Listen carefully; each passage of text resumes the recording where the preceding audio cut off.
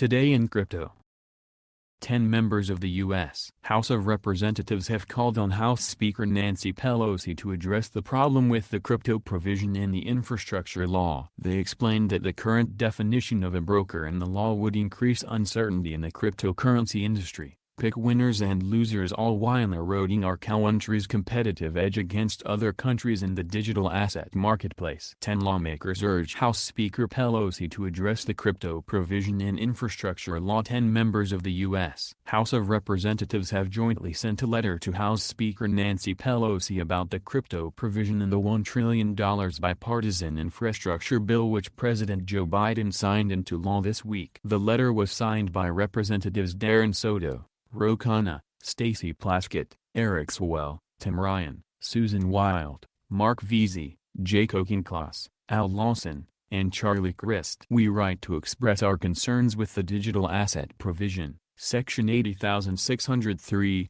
of H.R. 3684, the Infrastructure Investment and Jobs Act, otherwise known as the Bipartisan Infrastructure Framework, BIF. The letter dated November 15 begins. As you and our colleagues in both chambers work to build back better, we must ensure appropriate taxation and regulation of the cryptocurrency industry, it states, emphasizing that those making gains in the cryptocurrency markets should pay their fair share of taxes. The letter urges regulators to also ensure this innovative technology is not making it easier for criminals to circumvent our laws and regulations. It continues, as it is written today, however, the BIF would increase uncertainty in the cryptocurrency industry, pick winners and losers, and thwart Internal Revenue Service (IRS) efforts to accurately tax cryptocurrencies, all while eroding our country's competitive edge against other countries in the digital asset marketplace. The lawmakers stressed, we must have reasonable regulation on cryptocurrencies,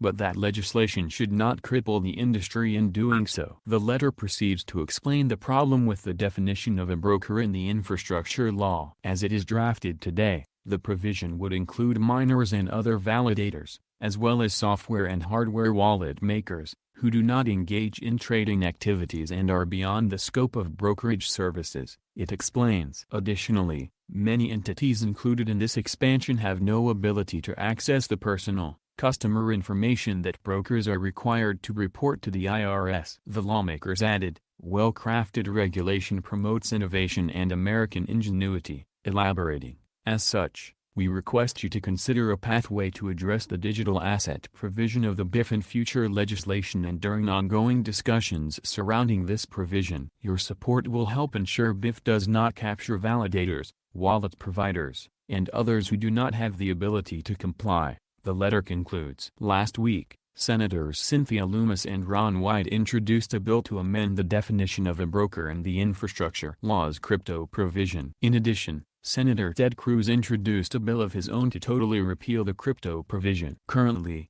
the requirements in the infrastructure law will not take effect until January. Hit the like button and subscribe to the channel.